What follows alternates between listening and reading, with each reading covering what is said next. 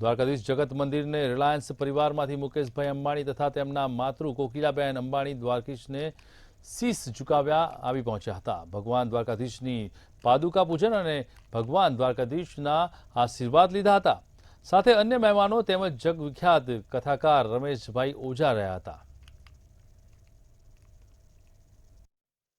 દ્વારકાધીશના આશીર્વાદથી અનંત અને રાધિકા ના વેડિંગ સેલિબ્રેશન્સ સારી રીતે પતી ગયા।